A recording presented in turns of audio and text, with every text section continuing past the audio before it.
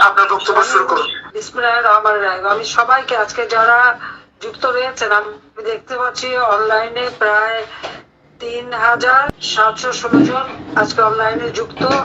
আর এই গ্রুপে আপনাদের সদস্য তা রয়েছে 9467 জন। আমি আপনাদের মাধ্যমে সকলকে আমি আন্তরিক ধন্যবাদ জানাই যুক্ত হওয়ার জন্য। জাতি একটি ক্রান্তি লগ্নের মধ্য দিয়ে যাচ্ছে। 1971 সালে সেই মুক্তিযুদ্ধের সময় যখন পাকিস্তানি হানাদার বাহিনী বাংলাদেশের উপর আক্রমণ করে, তখন যে অবস্থা আমরা দেখেছি। আবার 1975 সালে 15ই আগস্ট জাতির পিতা বঙ্গবন্ধু শেখ মুজিবুর রহমানকে হত্যার পর যে একটা অন্ধকার নেমে এসেছিল, প্রকৃতপক্ষে বর্তমানে সেই একটা অন্ধকারাচ্ছন্ন অবস্থায় সমগ্র বাংলাদেশে। জাতির পিতা বঙ্গবন্ধু মুজিবুর রহমানের নেতৃত্বে আমরা স্বাধীনতা অর্জন করেছি। আজকে খুব দুঃখ হয়, তিনি চেয়েছিলেন বাংলার দুঃখী মানুষের মুখে হাসি ফোটাতে। তিনি চেয়েছিলেন বাংলাদেশ এমন ভাবে গড়ে উঠুক যে বিশ্বের বুকে বাঙালি জাতি আত্মমর্যাদা নিয়ে, আত্মসম্মান নিয়ে মাথা উঁচু করে চলতে পারে।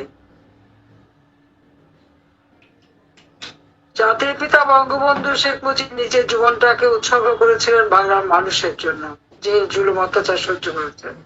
ঠিক সেভাবে আমেরিকার নেতা কর্মীরাও অনেক অত্যাচার নির্যাতন সহ্য করেছে।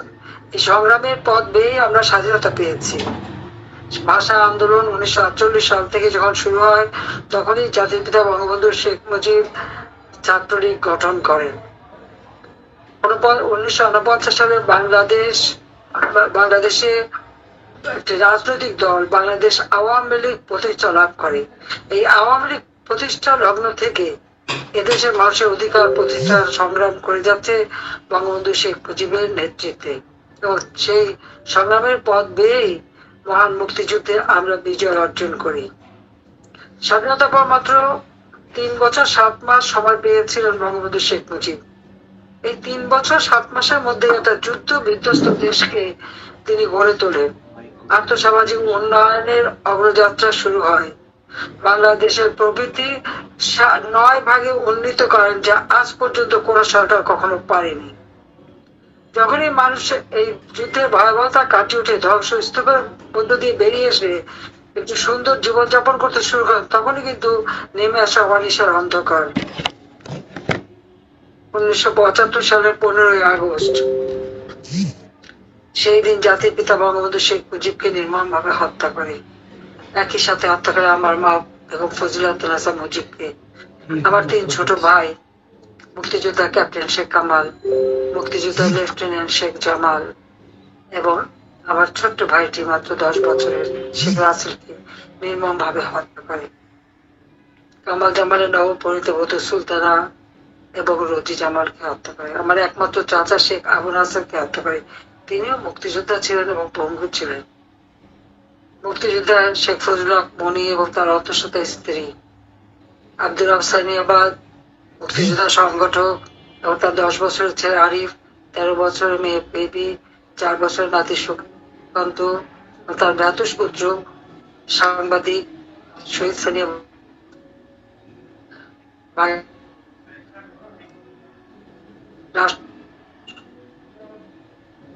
ব্রিগেডিয়ার জামিল উদ্দিন এবং পুলিশ অফিসার সিদ্দিকুর রহমান সকলকে নির্মম ভাবে হত্যা করেছে। আমি জাতির পিতা বঙ্গবন্ধু শেখ মুজিবুর রহমান এবং 15 আগস্টে যারা শাহাদাত বরণ করেছেন, তাদের প্রতি শ্রদ্ধা জানিয়ে আত্মার মাগফিরাত কামনা করি। 3রা নভেম্বর 1975 সালে ঢাকা কেন্দ্রীয় কারাগারে 4 জাতীয় নেতাকে নির্মম ভাবে হত্যা করা হয়। আমি তাদের প্রতি শ্রদ্ধা জানাই। আমি শ্রদ্ধার সাথে স্মরণ করি 30 লক্ষ শহীদদের, নির্যাতিত লাখো মা বোনদেরকে, আর মুক্তিযোদ্ধাদের প্রতি জানাই আমার সশ্রদ্ধা সালাম। 75 পর 21টা বছর হত্যা ক্ষমতা দখলের চলে। বাংলাদেশ বাংলাদেশ পিছিয়ে যায়, চেতনা হারিয়ে যায়। মুক্তিযুদ্ধের লাখো শহীদের সেই অবদান ভুলে দেওয়ার চেষ্টা করা হয়, ইতিহাস বিকৃত করা হয়। 21 বছর পর আওয়ামী লীগ সরকার গঠন করে। দেশকে খাদ্যে সম্পন্ন করে। চিকিৎসা সেবা জনগণের দোরগোড়ায় পৌঁছে দেওয়ার জন্য কমিউনিটি ক্লিনিকের মাধ্যমে স্বাস্থ্য সেবা, খাদ্যের নিরাপত্তা, শিক্ষার ব্যবস্থা, বিনামূল্যে বই দেওয়া, সাক্ষরতার হার 45 থেকে 65.5 উন্নীত করা সহ ব্যাপক কর্মসূচি এবং রাস্তাঘাট, পুল, ব্রিজ, অবকাঠামোগত উন্নয়ন, পাশাপাশি ভূমিহীন গৃহহীন মানুষদেরকে বিনামূল্যে ঘর, ব্যারাক হাউস নির্মাণ করে তাদের জীবন জীবিকার ব্যবস্থা করে দিয়ে বাংলাদেশের মানুষের জীবনে একটা স্বস্তি শান্তি ফিরিয়ে আনি। বলতে গেলে 75 পরে বাংলাদেশের মানুষের জীবনে ছিল 1996 থেকে 2001 সাল পর্যন্ত একটা স্বর্ণযুগ। 2001 নির্বাচনে একটা চক্রান্তের মধ্য দিয়ে আমাদেরকে ক্ষমতা আসতে দেয়নি। বিএনপি জামাত জোট ক্ষমতা আসে, শুরু হয় দুর্নীতি, স্বজনপ্রীতি, জঙ্গিবাদ, সন্ত্রাস এবং লুটপাট। ওই অবস্থার মধ্যে একটা চরম অরাজক অবস্থার সৃষ্টি হয়। ভোট কারচুপি করবার জন্য 1,23,00,000 ভুয়া ভোটার দিয়ে লিস্ট তৈরি করা হয়, কিন্তু তাদের এই দুঃশাসনের কারণে দেশে ইমার্জেন্সি জারি হয়, সম্ভবত আমাকেই গ্রেপ্তার করে। তারপরেও আমাদের দেশে সকলে সেখানে আন্দোলন সংগ্রাম করে এবং 2008 আমাদের একটি নির্বাচন হয়, যে নির্বাচনে আওয়ামী লীগ এককভাবে, আমরা জোটবদ্ধ নির্বাচন করি, তার মধ্যেও এককভাবে আওয়ামী লীগ 233টা সিট পায়। যে আমরা যে 233টা আসন পেলাম তখন থেকে কিন্তু একটা চক্রান্ত শুরু হয়েছে। কিন্তু আওয়ামী লীগ 2009 সালে সরকারে 2024 সাল পর্যন্ত আমরা দেশকে এগিয়ে নিয়ে যাই, বাংলাদেশ এগিয়ে যায়। বাংলাদেশ এই মাত্র 15 বছর 7 মাসের মধ্যেই আর্থসামাজিক ভাবে উন্নতি করে। 2021 সাল আমাদের স্বাধীনতা 54 জয়ন্তী, আর 2020 সালে জাতির পিতা বঙ্গবন্ধু শেখ মুজিবের জন্ম শতবার্ষিকী। একই সাথে আমরা যখন উদযাপন করি, ঠিক সেই সময় আমরা আমাদের বাংলাদেশকে জাতিসংঘ কর্তৃক উন্নয়নশীল দেশে উন্নীত হওয়ার মর্যাদা আমরা পাই। এটা আমাদের একটা লক্ষ্য ছিল। 2009 যখন সরকার গঠন করি, 2010 থেকে 21 পর্যন্ত আমরা যে প্রেক্ষিত পরিকল্পনা প্রণয়ন করি এবং তারই ভিত্তিতে পঞ্চবার্ষিকী পরিকল্পনা নিয়ে যখন বাংলাদেশকে এগিয়ে নিয়ে যাই, তখন লক্ষ্যই ছিল যে 2021 সালের মধ্যে বাংলাদেশকে আমরা একটা ধাপ হলেও উন্নত করবো এবং আমরা তা সফলভাবে করেছি। আমাদের এই সাফল্যটা অনেকের মধ্যে পছন্দ হয়নি।